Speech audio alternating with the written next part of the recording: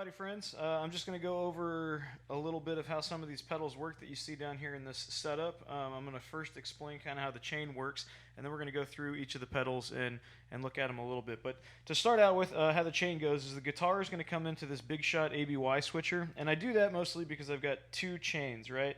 I've got the regular pedal chain, or the regular guitar signal that comes out, and then I've also got this Super Ego signal.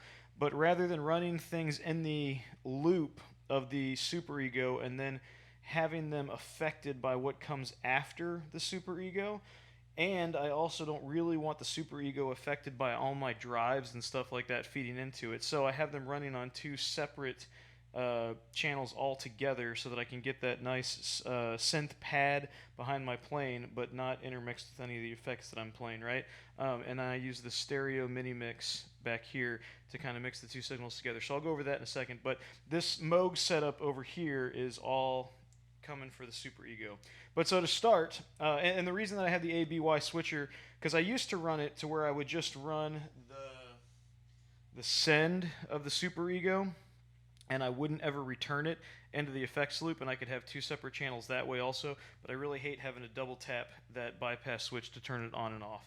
So maybe a bit of wasted space, but it suits my needs. So anyway, the guitar goes into the switcher, and the A signal is going to be the regular guitar signal, and it comes out into the polytune. The polytune goes underneath, and underneath I have a decimator G string. And so I've got my drive stuff and everything mostly before I hit the delays in the loop of the noise compressor, just because when I get everything going together, it gets a little bit noisy, and if I want to shut it off real quick. So the polytune goes out into the noise compressor. The noise compressor comes out into the Mercury Fuzz by Effectrode. You can't see it real well underneath here, but underneath here I've got the Effectrode Glass A or something, whatever it's called, buffer as well, and so the Mercury Fuzz runs into the buffer runs into the tube drive runs into the leveling amp, which are both by Effectrode, and the leveling amp runs into the Wahoo that I have set up for envelope and wah at the moment. I'm messing around with some other things, but that's about as far as I've gotten with that pedal thus far. And then from the Wahoo, we come into the tube vibe. And then from the tube vibe, we go back into, from the tube vibe, we go into my preamp, which is this Blackbird. And from the Blackbird, we go back into the decimator G string underneath all of this. And then it comes out and it goes into this Effectrode tremolo pedal, which is also kind of a panning pedal, and that's primarily what I use, and that is for the most part an always on pedal for me, just because I like the way that it provides just a little bit of movement and a little bit of breath and life to the signal. And then that is a stereo out pedal, so I've got one channel going to this Moog mini delay, and then I've got one channel going to this Moog super delay, and then those two channels are coming in to this mini mixer on channel 1. So that's the first chain. Second chain, the B spot coming out of this Big Shot ABY switcher, first goes into the POG, and then the POG goes into the Super Ego. The reason I have it set up like that is because I find that while the Super Ego will pick up what I'm doing with the guitar, especially with this cool trusty threshold knob right there, if I turn the volume down on the guitar, especially to kind of mess with my drives and my fuzz, it can sometimes make it difficult for the Super Ego to pick that stuff up. So this POG in front kind of helps, and it just helps the signal be consistent. And so when it runs into the Super Ego, which I have set up with a slight detune, just so there's some added extra chordal kind of tones to along with the sub-octave and the octave, from the Super Ego, it then comes, you can see this cable right there is kind of going that way, and it comes and it plugs into the Freak Box over here. The other reason I have the POG in this channel is because the Freak Box does a little bit better picking up lower tone signals than it does regular guitar signals. It will pick up guitar, but with that sub-octave thrown in there, the oscillator turns on and it triggers it a little bit better. So I initially come into the Freak Box. From the Freak Box, I go into the low-pass filter. From the low-pass filter, I go into the ring mod. From the ring mod, I go into the phaser, and from the phaser, I go into the MIDI Murph. And that is, again, a stereo out pedal, and it's really cool because it will kind of ping-pong the frequency rhythm that it's doing back and forth. And so I don't usually have it set up to like be real dramatic, but I have it set up to, again, just provide movement. When I'm playing, I like a little bit of breathing in my signal, but I still like a lot of the heart of the signal to come through. So anyway, so the Murph then comes into channel 2 on this mini mixer. So I've got 2 stereo chains running into that mini mixer where it's summed up together, and it goes out. And when it goes out, it goes into a Mesa Boogie 5050 power amp, and so that's a tube amp with 2 6L6 tubes for each channel. And then I have a pair of Aguilar bass cabs, because I run bass through this rig also, but I still like the way that it sounds with the guitar, and I have those as my cabs. It comes out as a relatively transparent-ish kind of power amp section, and then this Blackbird right here is really the heart and soul of the tone. I have discovered, though, that I don't normally like plugging this directly into my interface. You certainly can, and sometimes when I do direct in, I definitely use this leveling amplifier. Both of these pedals have kind of a 600 ohm out that allows them to be direct in kind of pedals, and this leveling amp in particular has a couple different dB thresholds that it will allow you to use for making direct in playing just come across a bit cleaner and more consistent. But for myself, I find I do like the way that power amp, the tubes warm up the signal, even though this Blackbird is really the heart and soul of where the tone comes from. So anyway, all right, so now I'm just going to kind of play around. I'm going to play the initial tone with nothing really going on. I'm sorry, I realized I needed to make a correction.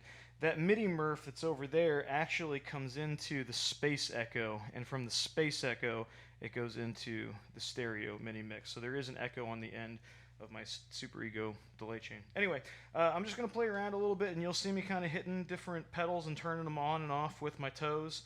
And I'll just kind of run through and try and let you see and hear how some of the stuff sounds individually, at least the way that I have it set up. I'm not going to tweak all the knobs. Obviously, that would take all day. And then I'll kind of show you some of the combinations that I use. Also, this fun thing that you're seeing right here with all the colored cables is a control voltage meter, or not meter, but just a control voltage thing that allows me to run sine waves, square waves, and things like that into the different control voltage inputs on the back of the Moogs. If you don't know anything about that, if you just look in one of the manuals of one of the Moogs, you'll kind of see how that works. But it sort of acts as if somebody is down there on their knees turning the knobs for me to make some different things happen, again, just providing that extra motion. And that'll make sense to you when I start playing just the Super Ego. But for now, let me just run through the regular kind of guitar sound that I've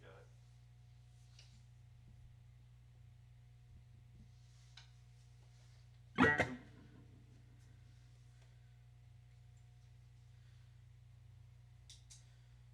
Alright, so when that yellow light is not on the left side of that big shot, it's just one signal coming through, and the green light right now indicates it's the A signal, which is just the guitar.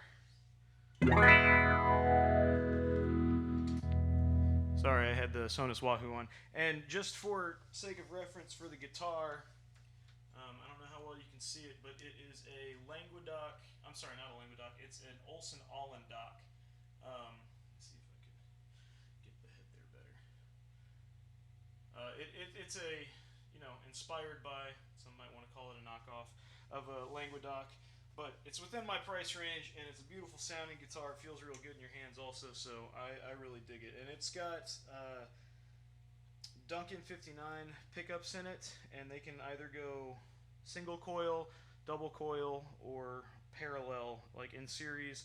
And so there's different kind of combinations. At the moment, the way that I'm playing with it is with the bridge pickup in parallel mode, and I'm sorry, the neck pickup in parallel mode, and the bridge pickup in single coil mode.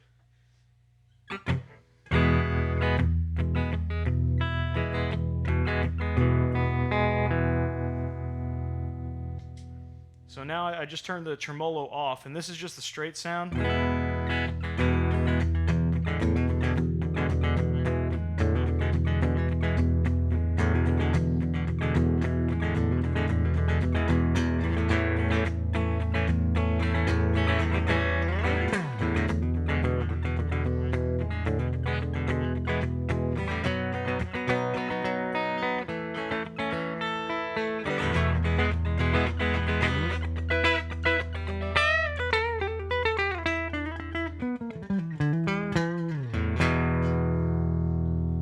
which is great sounding. But again, for me, that's not a real drastic effect, but man, it brings it to life to me so much by letting the guitar breathe.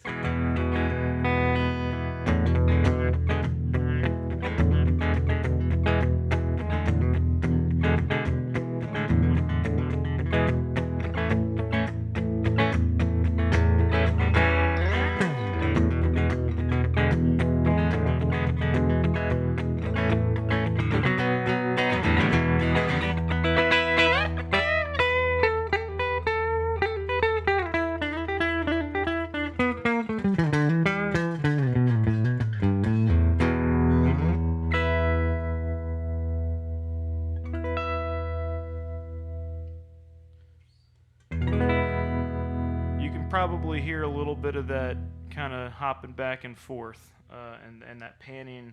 That's kind of a tremolo action. So that's just kind of the regular clean sound. Let me show you first what the different drive channels on this Blackbird sound like. So I have this switcher over here to give me access to both the classic and the creamy channel. So when the green light is on, that's the clean channel, which is set up by these knobs on the bottom row. When the blue or red light is on, the blue is the classic, the red is the creamy, so the blue's not quite as driving, and the red is a lot more driving. So here is again the dry signal.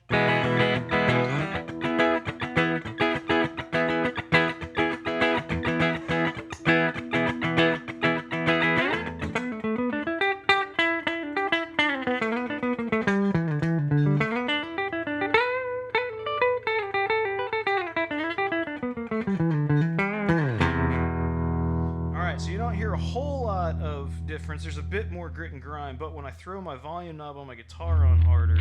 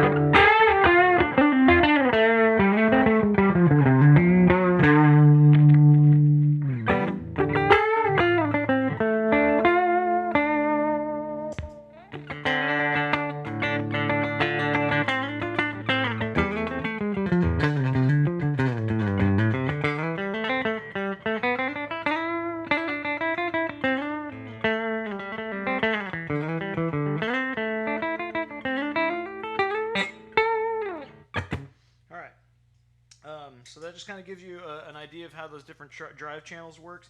As I play around with these other drive stages that I've got, and this leveling amp, kind of the compressor is always on for me also, and it does have a boost if I want to go into a lead play, which again, this is coming after the tube drive, so this does boost the signal going into the Blackbird, much the same way that if you were to boost your signal going into your actual amplifier, it's going to add some grit there. But so I more often than not use my other two drive stages in the clean channel. They have a bit more bottom end, I find, and they're a little fatter. But if I really want to get something searing, especially when I go into that red creamy mode with either the fuzz or the drive going, that can get pretty insane. So let me just check out the fuzz for you.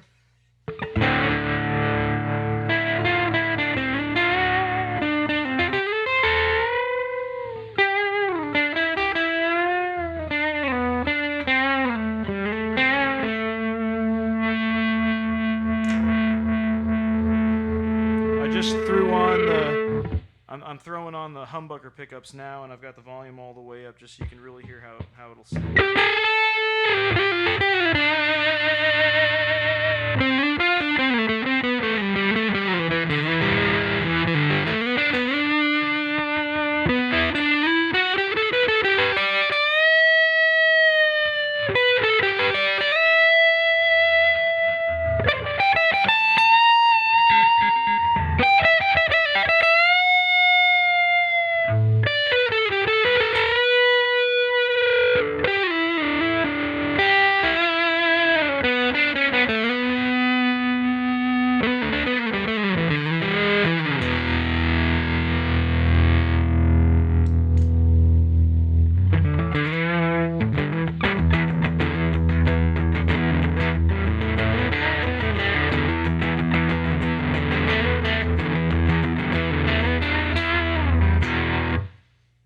So that kind of shows you the fuzz, and now here's our drive.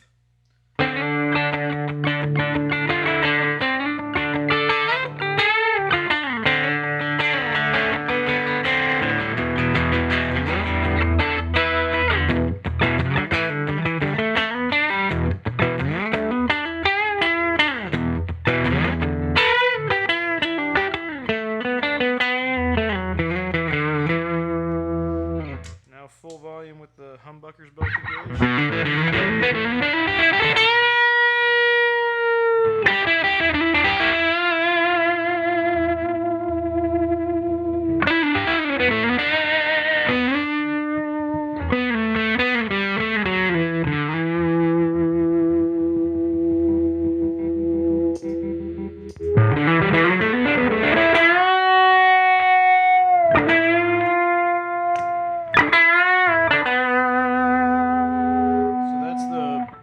Pickup in with the volume fully engaged in single coil.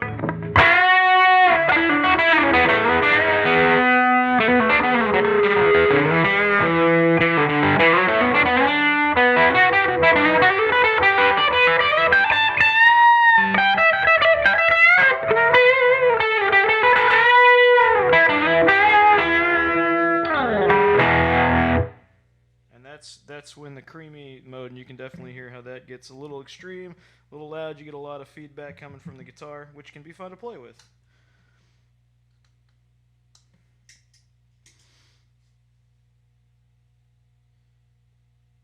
And then this is a kind of a rhythmic way that I'll use the tube drive with the volume turned down a little bit. But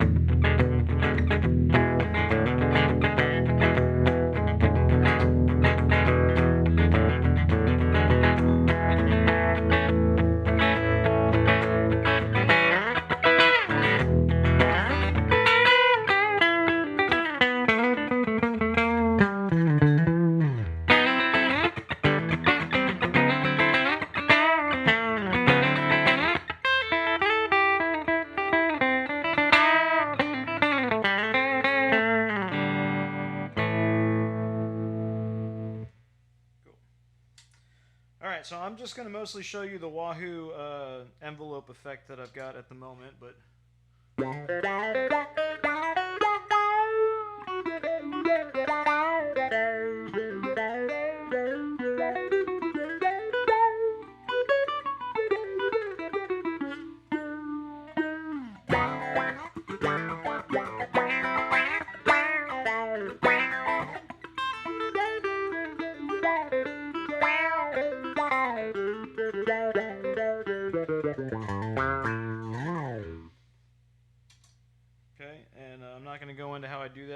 I love the pedal because I love the way it sounds. I'm not going to lie. I hate digital controls I hate digital pedals, but I hate digital controls for pedals because I can't affect them in the moment while I'm playing nearly as easy. Part of the reason that I like all these pedals that I have is they've got these big knobs that while I'm playing, if I don't like the way something sounds, I mean, I can just use my toes and tweak it a little bit.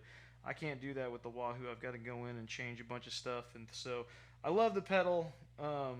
But I'm not going to go into how I have it set up or why or anything. But so now here's the tube vibe.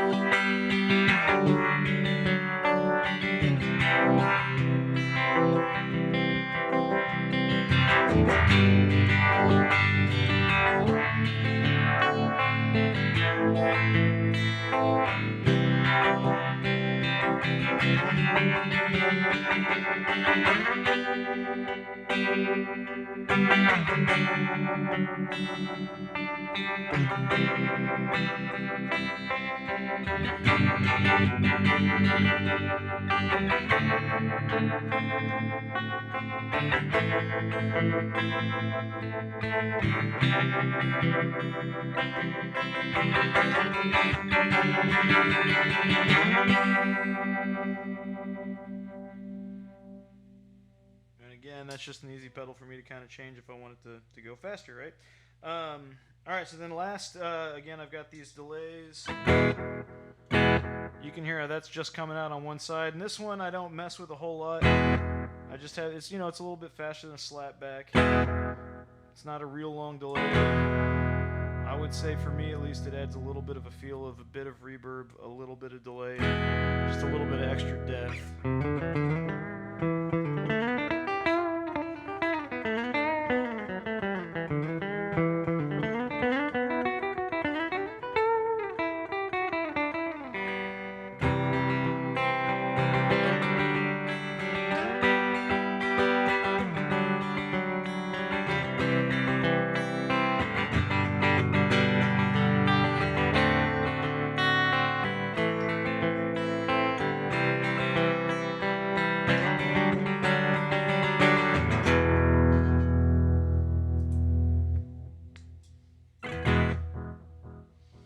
Alright, so then this one I can start to get, it's easy to switch the knobs up, but you've also got some modulation that can happen to the repeats. It's easy to turn the feedback up a lot more if you want, and you have this long and short kind of delay. You've also got the tap tempo, but so... Right, and if I want more of the delay, I just kind of turn...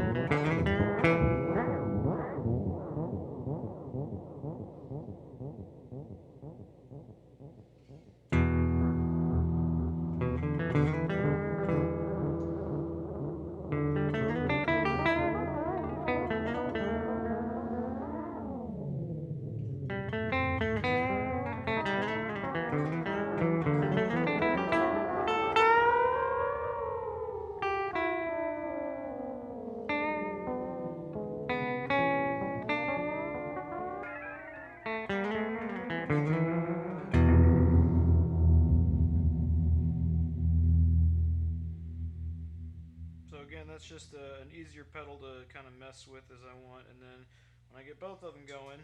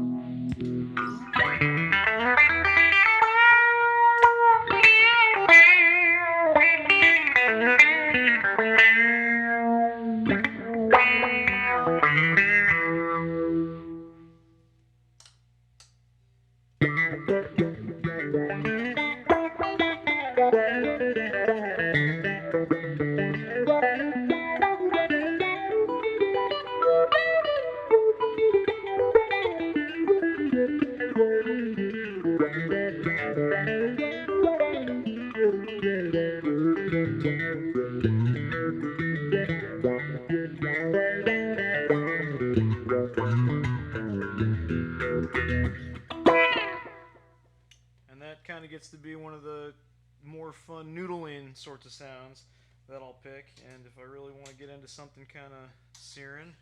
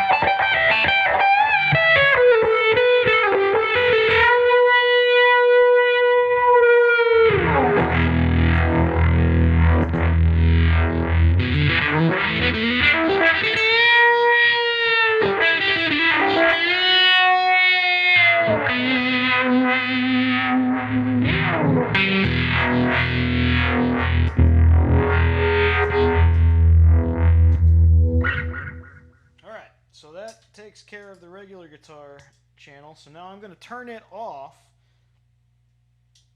and I'm going to go to just the B channel. The fun thing about this also is that I can still use my effects over here as the Moogs. If I turn the Super Ego off, I'm not using the Super Ego. So at the moment, it's just the guitar going into the Pog, going into my Moogs.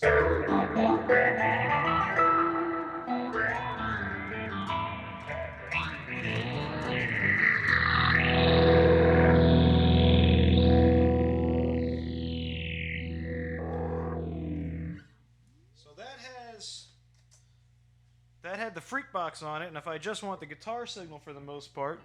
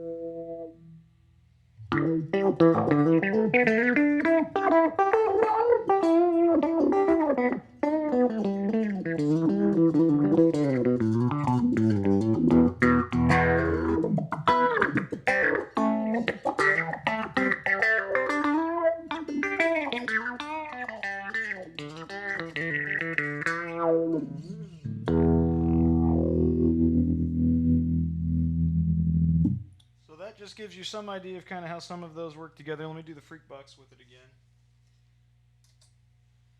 Now this is the freak box without the Pog.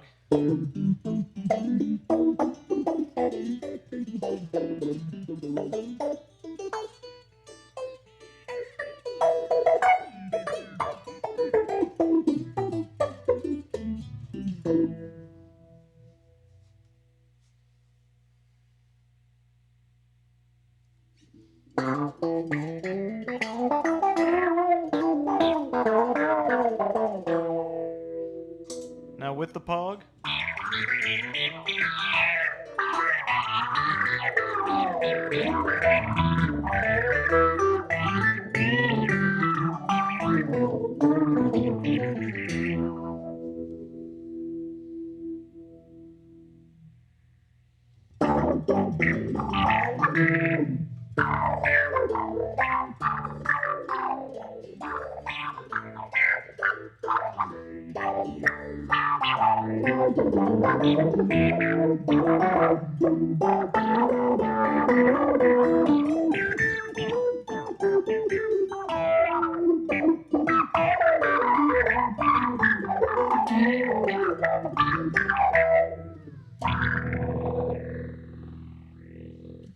Alright, so the one major thing that you can have some fun really changing the tone up, changing the freak box to sync instead of hard sync off, and it's going to kind of match your tone.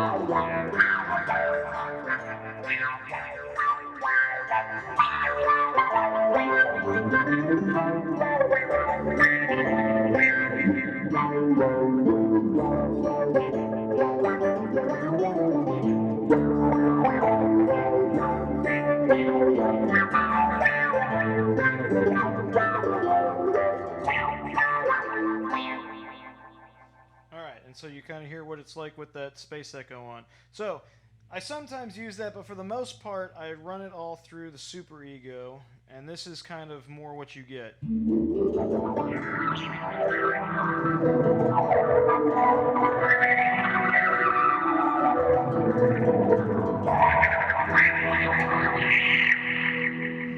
And if I turn the freak box off,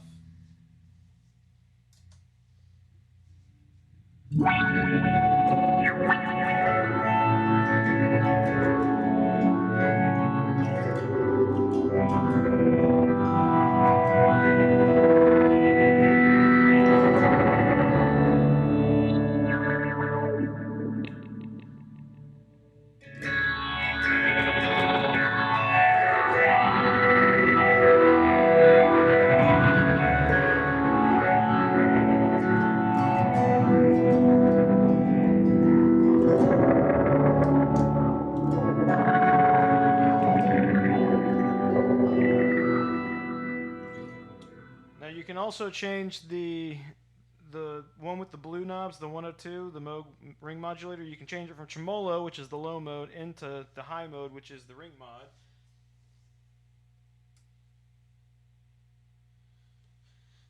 And with the CP251 hooked up to it, you get a lot of really interesting sweeps of some high frequencies.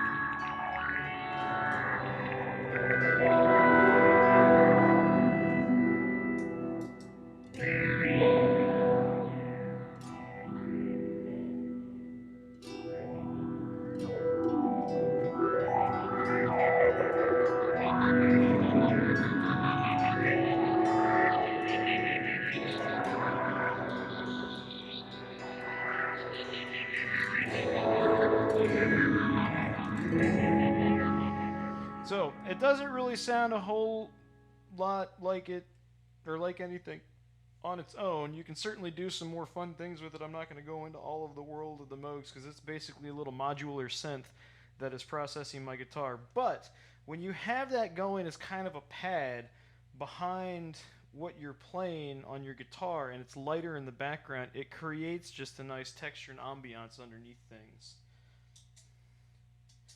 So now I've got it set up to where it's going to play both my guitar signal and the Super Ego mode.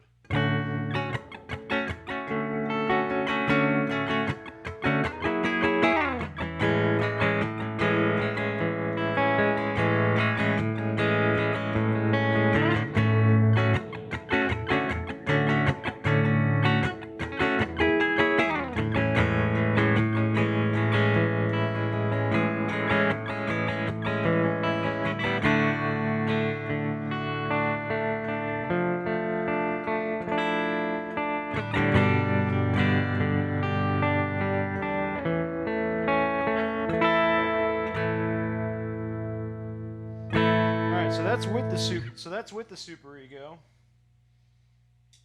and this is by itself.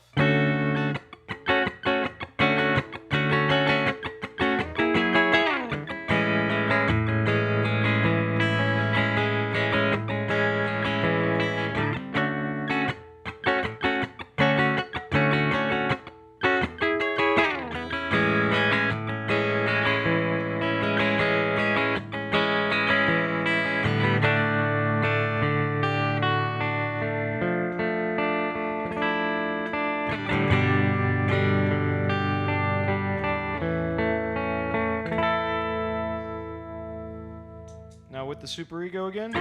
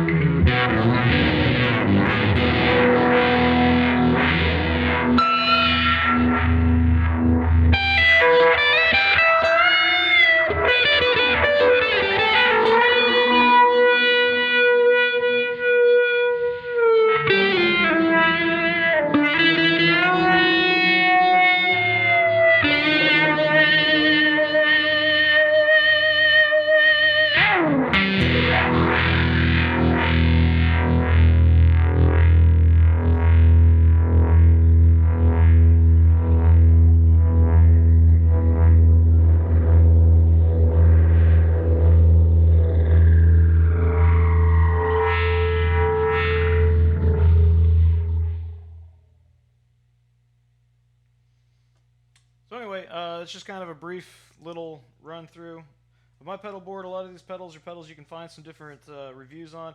I don't normally see them interacting a whole lot in reviews, and obviously I didn't explain how a lot of that works, but just trying to give you a rough idea without this being too terribly long.